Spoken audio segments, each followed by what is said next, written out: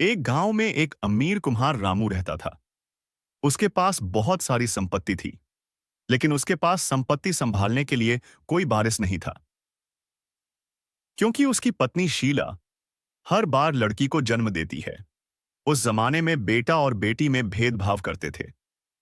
रामू अपनी पत्नी को बहुत खरी खोटी सुनाता है। इस बार भी शीला बच्चे को जन्म देने वाली थी। बेटी होने के डर से वह घर से चली जाती है। वह फिर से एक सुंदर बेटी को जन्म देती है।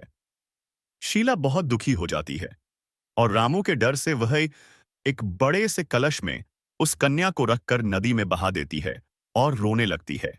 एक धोबी उस नदी के घाट पर कपड़े धो रहा था।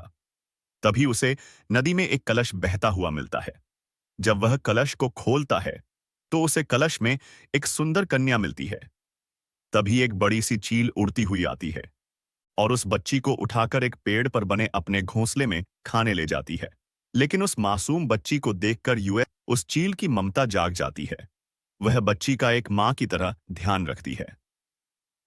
वह कहीं भी कुछ खाने की चीज देखती है तो उस बच्ची के लिए छीन कर ले आती है और उसे खिलाती है। बच्ची अब बड़ी हो रही थी। चील माँ उसके लिए कपड़े भी छीन कर ले आती है और अपनी बेटी को पहनाती है। एक दिन एक राजकुमारी नदी में नहा रही थी। तभी चील वहां आती है और उसके आभूषण लेकर उड़ जाती है और अपनी बेटी को लाकर देती है।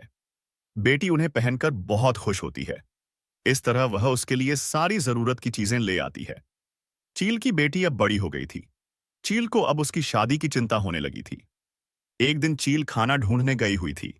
तभी भरत नाम का लड़का आकर उस पेड़ के नीचे बैठ जाता है। तभी उसके हाथ में ऊपर से बड़े बाल गिरते हैं। वह ऊपर देखता है तो चील की सुंदर बेटी अपने बालों में कंघी कर रही थी। भरत उसे देखता ही रह जाता है और उससे बातें करने लगता है।